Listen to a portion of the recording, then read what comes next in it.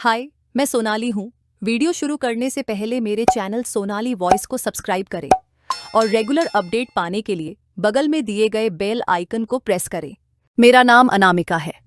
मैं एक ऊंची और अच्छी फैमिली से हूँ। मेरे मम्मी पापा की मैं इकलौती बेटी थी। फिर भी मैं उनकी लाडली नहीं बन पाई। इसका कारण यह था कि उन्हें अपनी बेटी से ज्यादा अपनी दौलत से प्यार था। जब मैं छोटी थी से लेकर जब तक मैं जवान हुई, उन्होंने कभी मेरे हालचाल नहीं पूछे, न ही कभी यह सोचा कि उनकी बेटी अपने मम्मी पापा के बिना कैसे जी रही होगी।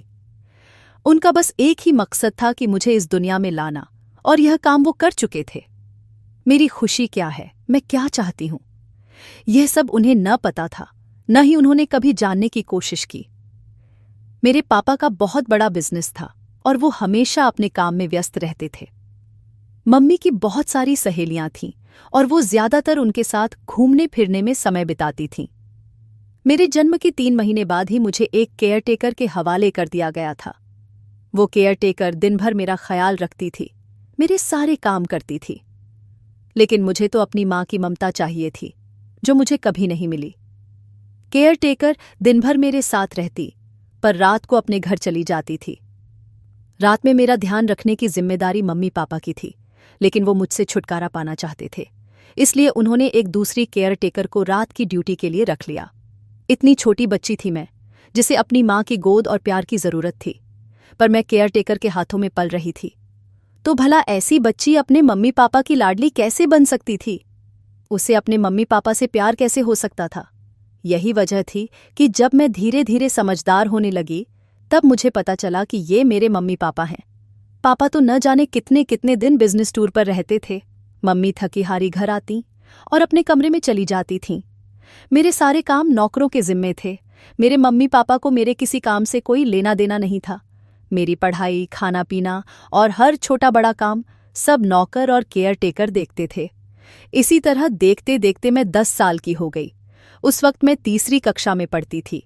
मेरे स्कूल में एक नई लड़की का दाखिला हुआ था। उससे मेरी अच्छी दोस्ती हो गई। बचपन से लेकर जवानी तक हमारी दोस्ती बहुत गहरी रही। उसका नाम दीपा था। दीपा भी मेरी तरह अमीर मम्मी पापा की बेटी थी। फर्क सिर्फ इतना था कि मुझे अपने मम्मी पापा से कभी प्यार नहीं मिला, पर दीपा के मम्मी पापा उसे बहुत प्यार करते थे। उनकी नज़र में दीपा ही उनकी सबसे कीमती चीज थी। हम दोनों एक दूसरे से अपनी हर बात बांटते थे। मैंने देखा कि दीपा के मम्मी पापा उसे स्कूल से लेने आते थे। उसके पापा भी बिजनेसमैन थे और बहुत व्यस्त रहते थे। फिर भी वो अपनी बेटी के लिए वक्त निकाल लेते थे। दीपा की मम्मी घर का काम संभालती थीं। वो लोग हर हफ्ते कहीं न कहीं घूमने भी जाते थे। दूसरी तरफ मैं थी, जिसे मेरे मम्मी पापा कभी अपने साथ कहीं नहीं ले गए। मैं ड्राइवर के साथ स्कूल जाती थी और ड्राइवर के साथ ही घर लौटती थी। शाम को भी ड्राइवर अंकल मुझे ट्यूशन छोड़ने और लेने आते थे। अगर मुझे कोई ज़रूरत का सामान चाहिए होता तो मैं अपने मम्मी पापा से नहीं, नौकरों से कहती थी। जब मैं 7 साल की थी, तब स्कूल में फैंसी ड्रेस प्रतियोगिता थी। मैंने सोचा कि पापा से कहूंगी कि मुझे बारबी गाउन लाकर दें, लेकिन पापा ने मेरी बात सुने बिना कहा, बेटा जो चाहिए नौकर को बोल देना, वो लाकर दे देगा। मैं अपनी पसंद का गाउन खुद चुनना चाहती थी। फिर मैंने सोचा कि मम्मी से कहूंगी। मम्मी तो अपने लिए खूब खरीदारी करती थीं, शायद मुझे भी साथ ले जाएं। जब मैं मम्मी के कमरे में गई तो वो फोन पर किसी से बात करने में इतनी व्यस्त थीं कि उन्हें अपनी बेटी दिखाई ही नहीं दी। मैं बार बार कहती रही, मम्मी मुझे बारबी गाउन चाहिए, स्कूल में फैंसी ड्रेस प्रतियोगिता है। मम्मी ने कहा, 1 मिनट रुक, मैं फोन पर व्यस्त हूं, चुप रहो। थोड़ी देर खड़े खड़े मैं थक गई। फिर मैंने मम्मी की कमर पर हाथ रखकर वही बात दोहराई। मम्मी ने तुरंत फोन बंद किया और मेरे गाल पर जोर से थप्पड़ मार दिया। वो चिल्लाईं, तुम बहुत बदतमीज हो गई हो अनामिका। क्या तुम्हें नहीं दिखता कि मैं फोन पर बात कर रही हूं? बार बार मेरी बात में दखल क्यों दे रही हो? फिर मम्मी ने जोर जोर से केयरटेकर को बुलाना शुरू किया। उसका नाम ज्योति था। ज्योति घबराते हुए कमरे में आई। मम्मी ने उसे डांटते हुए कहा, ज्योति तुम मेरी बेटी को ये कैसे संस्कार दे रही हो? क्या यही सिखाया है इसे? इसे अच्छे बुरे की तमीज सिखाओ और इसे मेरे कमरे से ले जाओ। यह कहकर मम्मी ने मुझे डांट दिया। मेरी आंखों में आंसू आ गए। उन्होंने मेरी बात तक नहीं सुनी। ज्योति आंटी मुझे हाथ पकड़कर मेरे कमरे में ले गईं और बोलीं, अनामिका बेटा, तुमने अपनी मम्मी से बदतमीजी क्यों की? मैं रोते हुए बोली, ज्योति आंटी, मैंने कोई बदतमीजी नहीं की। मुझे स्कूल की फैंसी ड्रेस प्रतियोगिता के लिए बारबी गाउन चाहिए था।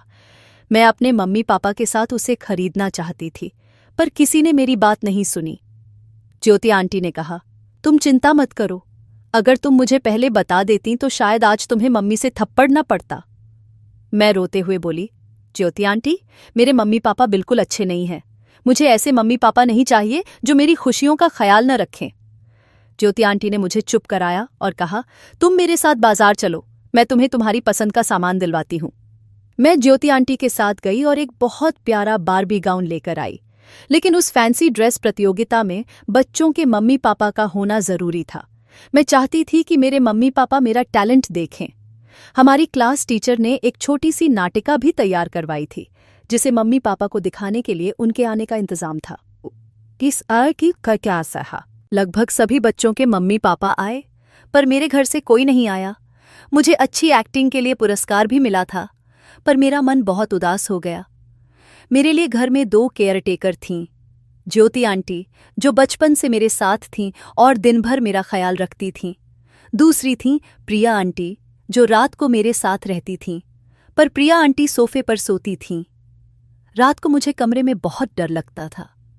जैसे जैसे मैं बड़ी होती गई, मुझे अकेलापन डराने लगा। नींद नहीं आती थी। एक बार मैंने प्रिया आंटी से कहा, प्रिया आंटी, मेरे साथ बिस्तर पर सो जाया करो। वो बोली, नहीं अनामिका बेबी, ये आप क्या कह रही हैं? कहाँ आप और कहाँ मैं? मैं आपके साथ इस शानदार बिस्तर पर कैसे सो सकती हूँ? मैंने कहा, प्लीज़ प्रिया आंटी, मेरे साथ सो जाओ, मुझे बहुत डर लगता है। उन्होंने कहा, नहीं, मैं ऐसा नहीं कर सकती। मैंने कहा, अगर आप कमरे का दरवाज़ा बंद कर दें तो कोई आपको नहीं देखेगा। मैं मम्मी को भी नहीं बताऊंगी। प्रिया आंटी बोली, नहीं अनामिका बेबी, मैं ऐसा नहीं कर सकती। तुम्हें नहीं पता, इस घर में हर जगह कैमरे लगे हैं। तुम्हारी मम्मी कभी कभी रात को कमरे में झांकने आती हैं। मैं अपनी नौकरी खतरे में नहीं डाल सकती। यह कहकर वो सोफे पर सो गईं। मैं सारी रात डरती रही। ऐसा सिर्फ एक दिन नहीं, बल्कि कई बार हुआ। मैंने उनसे कई बार कहा, पर वो नहीं मानी। मुझे लगता था कि ये मेरा घर ही नहीं है। बचपन से मैं बहुत परेशान रही, लेकिन स्कूल में दीपा का साथ मिलता तो मैं खुश हो जाती थी। दीपा बहुत अच्छी लड़की थी। वक्त इसी तरह गुजरता गया। मुझे अपने मम्मी पापा में कोई दिलचस्पी नहीं थी। कभी कभी हम सब साथ बैठकर खाना खाते थे। मम्मी पापा मुझसे कभी कभी पूछते थे कि तुम्हारी पढ़ाई कैसे चल रही है। मैं उनके सवाल का जवाब दे देती थी। अगर वो नहीं पूछते थे तो मैं भी उनसे न कोई सवाल करती थी, न ही कोई बात। 1-2 बार दीपा मुझे अपने घर ले गई थी। उसके घर जाकर मुझे बहुत अच्छा लगा था। उसके मम्मी पापा बहुत प्यारे थे। वो मुझसे भी बहुत अच्छे से बात करते थे। फिर इसी तरह हमारा स्कूल खत्म हुआ। कॉलेज में भी हम दोनों ने साथ में पढ़ाई की। दीपा मुझसे उम्र में 1 साल छोटी थी। हमारी जिंदगी का बहुत लंबा वक्त साथ में गुजरा था। लेकिन एक दिन ऐसी खबर आई जिसने मुझे खुश भी किया और उदास भी। दीपा एक लड़के से प्यार करती थी। वो लड़का उनकी फैमिली के स्तर का था। उसके मम्मी पापा ने उसकी शादी उस लड़के से तय कर दी थी। जल्द ही उनकी शादी होने वाली थी। दीपा बहुत खुश थी क्योंकि उसकी शादी होने जा रही थी। लेकिन मैं उसकी शादी की खुशी से नाराज थी। वजह यह थी कि शादी के बाद उसका पति उसे अमेरिका ले जाने वाला था। वो लोग वहां बसने वाले थे। उस लड़के का बिजनेस अमेरिका में था। अब दीपा मुझसे दूर जा रही थी। मुझे इस बात का बहुत दुख था। दीपा ही एकमात्र थी जिसके साथ मेरा अकेलापन खत्म हो जाता था। वो भी इस बात से उदास थी। वो कहती थी, यार, मुझे नहीं पता था कि मेरे पति का बिजनेस अमेरिका में सेट हो गया है, वरना मैं कभी वहां न जाती। मैंने उससे कहा, कोई बात नहीं, बस तुम हमेशा खुश रहना और मुझे कभी मत भूलना। तुम ही तो मेरी अपनी हो। मेरे इस व्यवहार से दीपा बहुत खुश होती थी। फिर एक दिन उसकी शादी हो गई। शादी के कुछ दिनों बाद वो अपने पति के साथ अमेरिका चली गई। उसके जाने के बाद मैं पूरी तरह अकेली हो गई। मेरी पढ़ाई भी खत्म हो चुकी थी। मैंने सोचा कि अब आगे पढ़ाई नहीं करूंगी। लेकिन अकेलापन इतना बढ़ गया था कि समय काटने के लिए मैंने फिर से पढ़ाई करने का फैसला लिया। फिर सोचा कि पढ़ाई की जगह जॉब कर लूं। जॉब से मेरा मन लगा रहेगा। मैंने जॉब के लिए आवेदन किया और मुझे जॉब मिल गई। जॉब शुरू किए 2 दिन हुए थे जब मम्मी पापा को पता चला। उन्होंने मुझसे पूछा, तुम्हें जॉब करने की क्या जरूरत है? ये सब कुछ जो है तुम्हारा ही है। मैंने कहा, ये सब आपका है, मेरा इसमें कुछ नहीं। मम्मी ने पापा से कहा, देखिए मैं कहती हूं ना, ये बहुत बदतमीज हो गई है, कभी सीधे जवाब नहीं देती। मैंने उनसे कहा, आखिर आप लोग मुझसे क्या पूछना चाहते हैं? मुझे यहां क्यों बुलाया? पापा बोले, हम चाहते हैं कि तुम जॉब छोड़ दो, हमारी भी कुछ इज्जत है। इतने अमीर बाप की इकलौती बेटी होकर तुम्हें जॉब करने की क्या जरूरत है? क्या तुम्हारा यहां गुजारा नहीं होता? मैंने कहा, मैंने जॉब गुजारा करने के लिए नहीं की, मैं चाहती हूं कि मेरा ध्यान बंटा रहे। वैसे भी घर में सारा दिन बोर होती हूं, अब तो दीपा की भी शादी हो गई। पापा बोले, अगर ऐसी बात है तो हमारे ऑफिस में ट्रेनिंग ले सकती हो, अपने पापा का बिजनेस संभाल सकती हो, दूसरों के यहां काम करके वक्त क्यों बर्बाद करना? मैंने कहा, आप लोग मेरी जिंदगी के फैसले कब से लेने लगे? मैं अब बड़ी हो गई हूं, अपने फैसले खुद ले सकती हूं। यह कहकर मैं अपने कमरे में चली गई। मैंने उनकी बात नहीं मानी और जॉब पर जाती रही। मुझे सैलरी से मतलब नहीं था, जॉब से मुझे अनुभव मिल रहा था और मेरा वक्त अच्छे से कट जाता था। लेकिन वहां अभी तक मेरी कोई दोस्त नहीं बनी थी। ऑफिस में कई लड़कियां और लड़के काम करते थे। एक दिन पहले वहां एक नया लड़का, विवेक, जॉब के लिए आया था। 3-4 दिन काम करने के बाद उसने अचानक छुट्टियां शुरू कर दीं। कई दिन तक वो ऑफिस नहीं आया। जब वो लौटा तो उसे नौकरी से निकाल दिया गया। वो मैनेजर से बहुत मिन्नत कर रहा था, मैं मुसीबत में था इसलिए नहीं आ सका। लेकिन मैनेजर उसकी बात नहीं सुन रहे थे। वो कहते, तुम्हें यहां 1 हफ्ता भी नहीं हुआ और तुमने 1 हफ्ते की छुट्टी ले ली, यहां ऐसे काम नहीं चलता। विवेक शायद बहुत गरीब था। वो सबसे मदद मांग रहा था कि उसे नौकरी से न निकाला जाए, लेकिन किसी ने उसकी मदद नहीं की। सब कहते, कंपनी के नियम ऐसे हैं वैसे हैं, पहले महीने में रिकॉर्ड खराब करने वाले को कैसे रख सकते हैं। उसी दिन मैं काम से फ्री होकर ऑफिस से निकल रही थी। मैंने देखा कि विवेक सीढ़ियों पर बैठा रो रहा था। मुझे उस पर बहुत तरस आया। मैंने उसके कंधे पर हाथ रखा और कहा, तुम सुबह से यहां बैठे हो? उसने मेरी तरफ देखा और बोला, क्या करूं, कहां जाऊं? मैं उसकी बात सुनकर चौंक गई। मैंने कहा, क्या मतलब?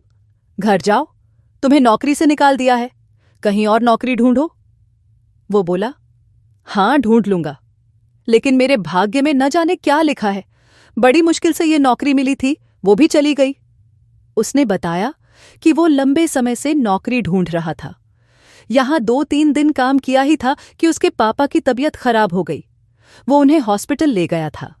पैसे की कमी से ठीक इलाज न मिल सका और उसके पापा चल बसे। अंतिम संस्कार के 2 दिन बाद वो ऑफिस आया, लेकिन किसी ने उसकी बात नहीं सुनी। मुझे उसकी कहानी सुनकर बहुत दुख हुआ। मैंने फैसला किया कि मैं उसे नौकरी दिलवाऊंगी। मुझे जॉब की जरूरत नहीं थी। मैंने सोचा कि मेरी जगह वो काम कर सकता है। मैं ऑफिस गई और बॉस से बात की। मैंने कहा, मेरी जगह विवेक को रख लीजिए। वो मेरी बात नहीं मान रहे थे। बहुत जिद करने पर वो तैयार हुए। उन्होंने कहा, तुम अच्छी लड़की हो, इसलिए तुम्हारी बात मान रहे हैं। तुम्हें नौकरी छोड़ने की जरूरत नहीं, तुम भी काम करो, इसे भी रख लेते हैं, लेकिन ये इसका आखिरी मौका है। आगे कोई गलती हुई तो इसे निकाल देंगे। विवेक को नौकरी की जरूरत थी। मुझे यकीन था कि वो अब गलती नहीं करेगा। उसकी नौकरी वापस मिल गई।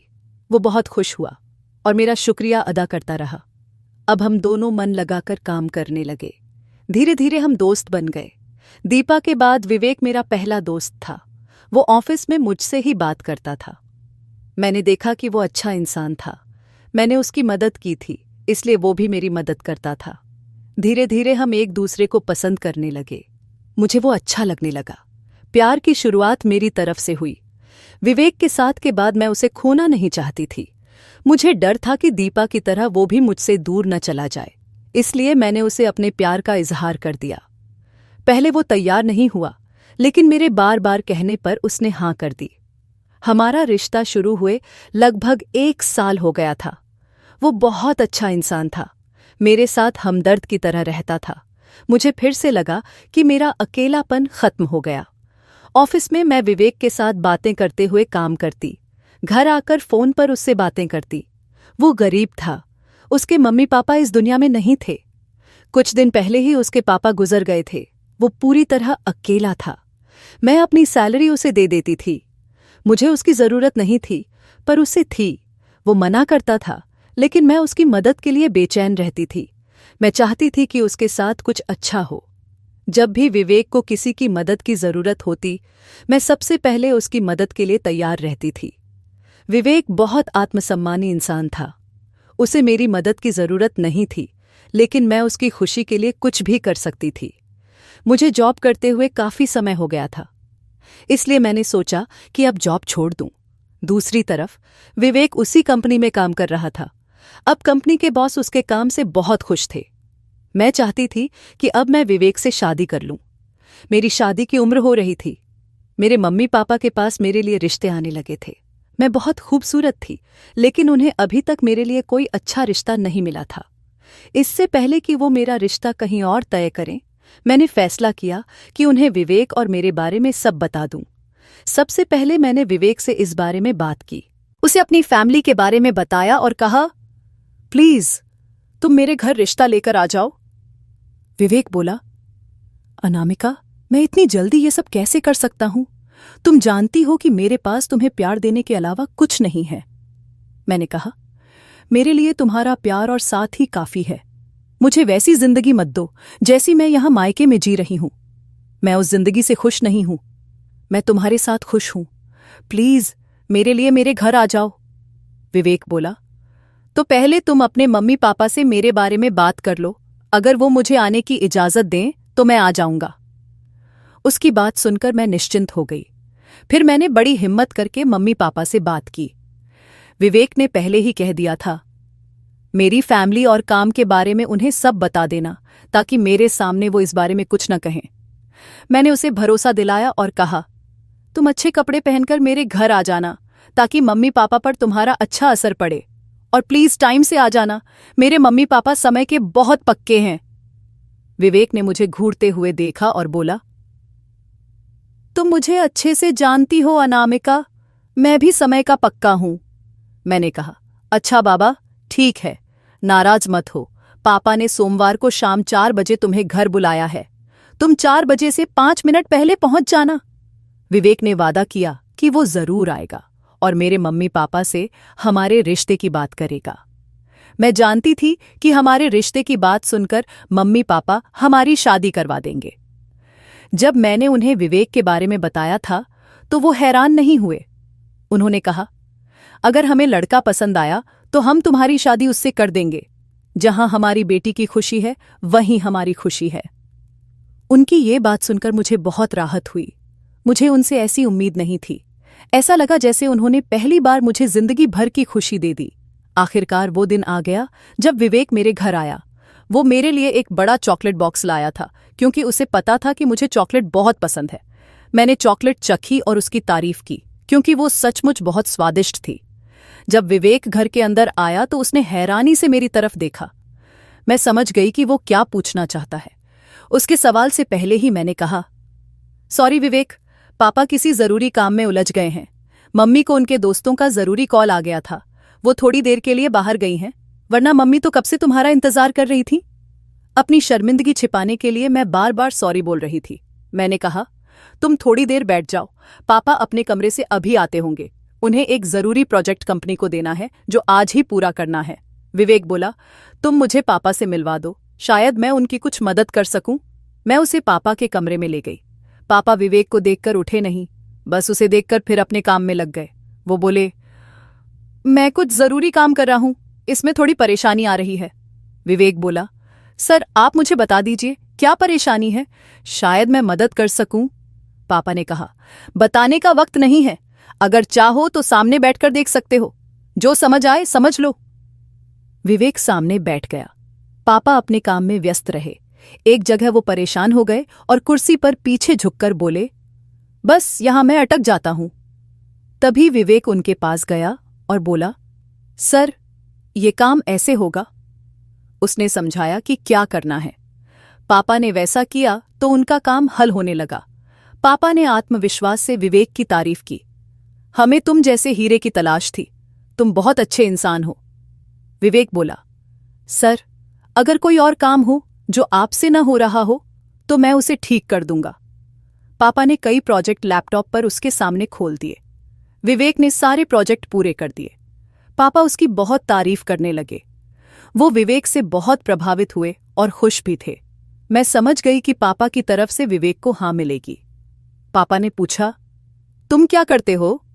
विवेक बोला, हम दोनों एक कंपनी में जॉब करते हैं। पापा बोले, उस कंपनी से इस्तीफा दे दो और हमारी कंपनी ज्वाइन कर लो। हमें तुम जैसे होनहार की जरूरत है। लेकिन विवेक वहां से इतनी आसानी से कैसे हट सकता था? उसकी नौकरी वहां अच्छी चल रही थी। पापा उसे ज्यादा सैलरी और अच्छी पोस्ट का ऑफर दे रहे थे। विवेक बोला, मैं सोचकर बताऊंगा। तभी मम्मी आ गईं। वो सोफे पर टांग रखकर बैठ गईं। विवेक ने उन्हें प्रणाम किया, लेकिन मम्मी ने जवाब नहीं दिया। वो मोबाइल में व्यस्त हो गईं। मैं उनकी हरकतें गुस्से से देख रही थी। फिर नकली मुस्कान के साथ मैंने कहा, मम्मी, आप विवेक से कुछ नहीं पूछेंगी?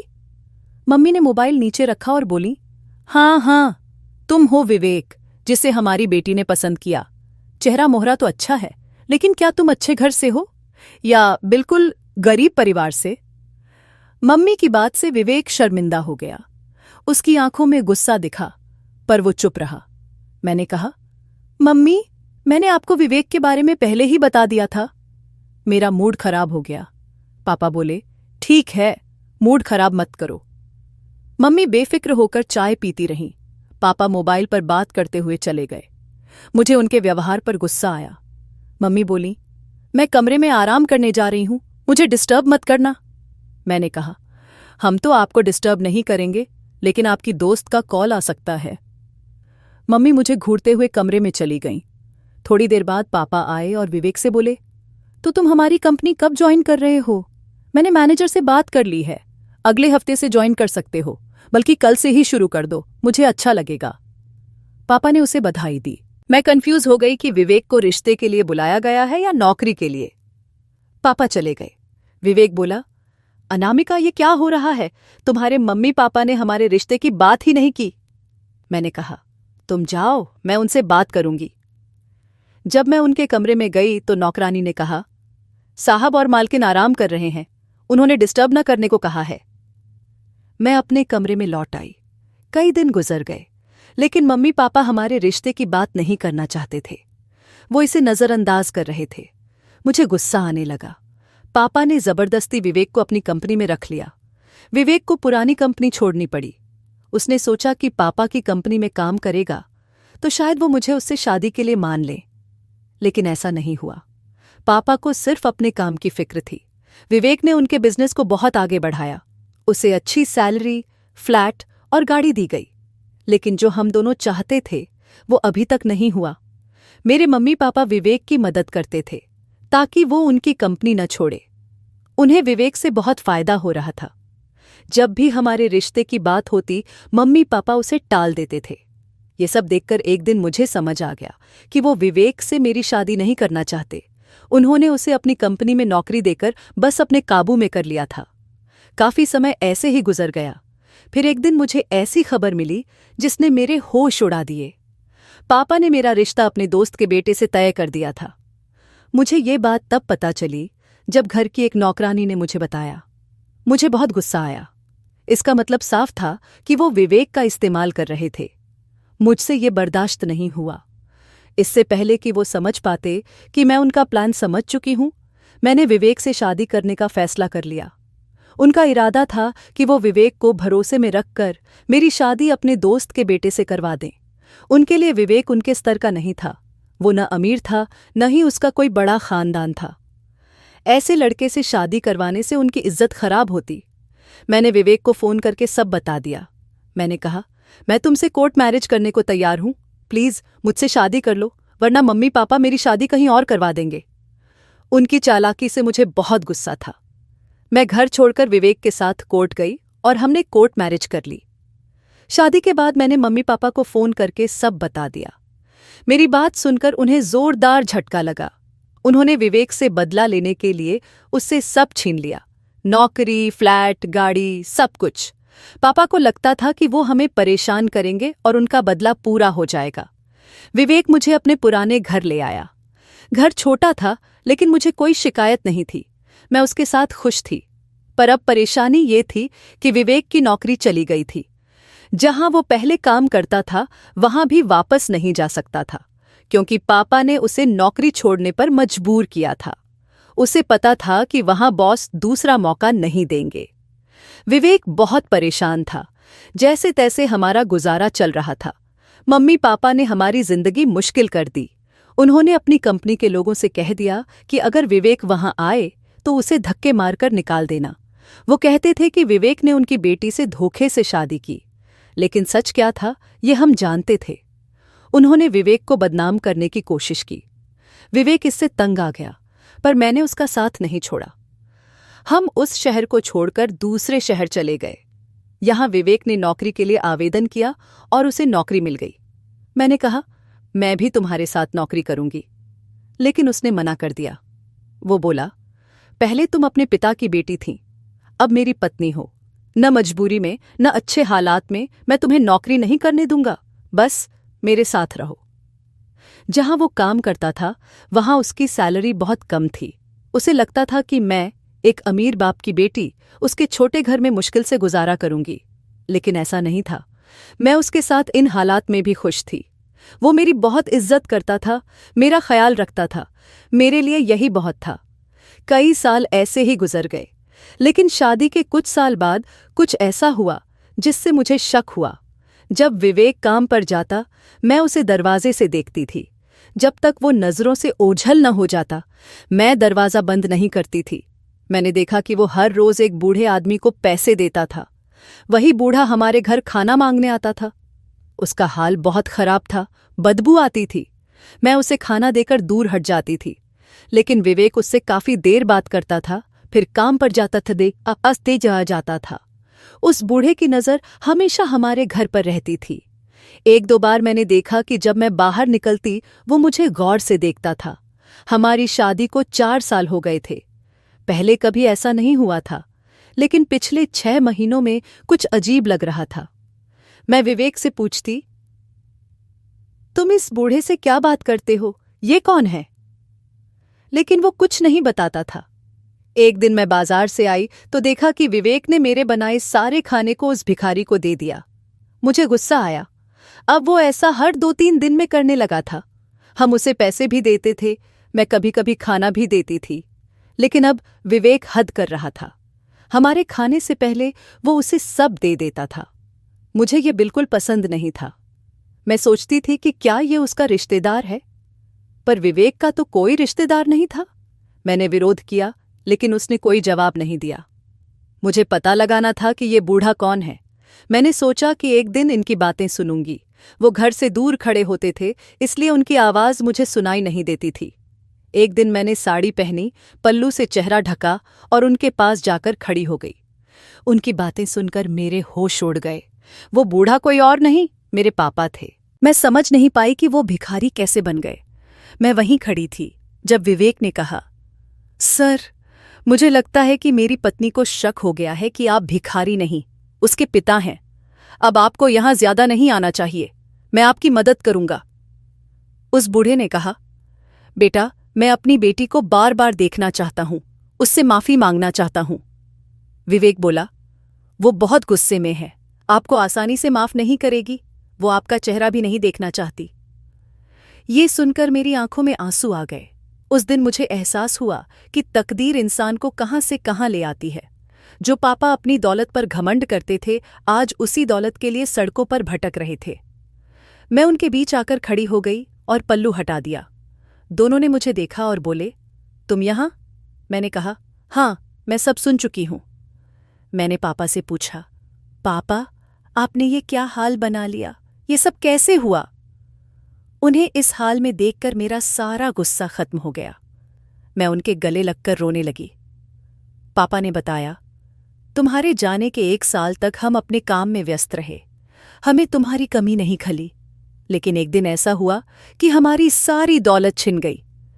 विवेक ने हमारे बिजनेस को ऊंचाइयों तक पहुंचाया था। हमने उसका फायदा उठाया और तुम्हारी शादी अपने दोस्त के बेटे से तय कर दी। वो लड़का तुम्हें पसंद करने लगा था। मेरे दोस्त के साथ बिजनेस डील हुई थी। हम 50-50 के पार्टनर बनने वाले थे, लेकिन जब उसे पता चला कि तुमने विवेक से शादी कर ली तो उसने मेरे साथ धोखा किया, मुझे बिजनेस में नुकसान पहुंचाया और सब कुछ अपने नाम कर लिया। तुम्हारी मम्मी परेशान रहने लगी, उनकी ख्वाहिशें पूरी नहीं हो रही थीं। मैं कर्ज में डूब गया। जो कुछ था वो मेरे दोस्त ने छीन लिया। मैं सड़क पर आ गया। तुम्हारी मम्मी को हार्ट अटैक हुआ और वो चल बसी। 4 साल में सब बर्बाद हो गया। मेरे पास कुछ नहीं बचा। मैंने तुम्हें बर्बाद करने की कोशिश की। सोचा था कि विवेक को नौकरी से निकाल दूंगा तो उसे कहीं काम नहीं मिलेगा, लेकिन ये दुनिया बड़ी है। भगवान सबका हिसाब करता है। दौलत पर कभी घमंड नहीं करना चाहिए। वो जमीन पर पड़े इंसान को आसमान तक पहुंचा देता है और आसमान वालों को जमीन पर गिरा देता है। मैंने अपनी बेटी को कभी समझने की कोशिश नहीं की। मुझे माफ कर दो बेटा। पापा हाथ जोड़कर रोने लगे। उन्होंने बताया, मरते वक्त तुम्हारी मम्मी तुम्हें याद करती थीं, वो माफी मांगना चाहती थीं। हम दौलत के चक्कर में तुम्हें प्यार नहीं दे सके। बच्चों के लिए माँ बाप का प्यार सबसे जरूरी होता है, पर हम ये नहीं समझ सके। इस बुढ़ापे में मुझे तुम्हारी जरूरत थी। मैं दर दर भटक रहा था। जब पता चला कि तुम इस शहर में हो, मैंने भिखारी का रूप बनाया। तुम्हें देखने आता था। विवेक को शुरू से सब बता दिया था। वो मेरी मदद करता था। मैंने पापा को माफ कर दिया। भगवान ने उन्हें उनके किए की सजा दे दी थी। मैं उन्हें घर ले आई, उनका हाल ठीक किया। हम सब ने साथ में खाना खाया। पापा न जाने कब से भूखे थे। उनकी हालत बहुत खराब थी। जो पहले दौलत को सब कुछ मानते थे, आज उन्हें अपनी बेटी ही सब कुछ लग रही थी। वक्त कभी भी बदल सकता है, इसलिए वक्त के साथ छेड़छाड़ न करें। जैसा चल रहा है चलने दें। दौलत के घमंड में दूसरों को कम न समझें। मैं आज भी विवेक के साथ खुश हूं, लेकिन पापा की जिंदगी बदल गई। वो हमारे साथ किराए के फ्लैट में रहते हैं। मैं उनकी सेवा करती हूं। मुझे लगता है जैसे इस भिखारी के रूप में मुझे पापा का नया रूप मिला। अब उन्हें अपनी बेटी के सिवा कुछ नहीं दिखता। विवेक ने मेहनत की और सब ठीक कर दिया। हम ज्यादा अमीर नहीं हैं, लेकिन अपने घर में मिडिल क्लास जिंदगी जीते हैं। मेरी जिंदगी विवेक के साथ अच्छी है। पापा को वक्त रहते एहसास हो गया कि उन्होंने मेरे साथ कितना बुरा किया। मैं आपसे कहना चाहती हूं कि अपने बच्चों को वक्त दें, उनसे प्यार मोहब्बत की बातें करें। अगर दौलत की पट्टी आंखों पर बंध गई तो आप अपने बच्चों से दूर हो सकते हैं। ये दुनिया की दौलत दिखावे की है। असली दौलत आपके बच्चे और परिवार हैं। काम में इतना व्यस्त न हो कि परिवार को भूल जाएं। दौलत के चक्कर में घमंड न करें, वरना वो खुशियां आपको कमजोर बना देंगी। उम्मीद है आपको हमारी कहानी पसंद आई होगी। कहानी पसंद आई हो तो वीडियो को लाइक करें। चैनल पर नए हैं तो चैनल को सब्सक्राइब करें और हाँ, नोटिफिकेशन बेल को जरूर दबाएं ताकि अगली अपडेट सबसे पहले आपको मिले।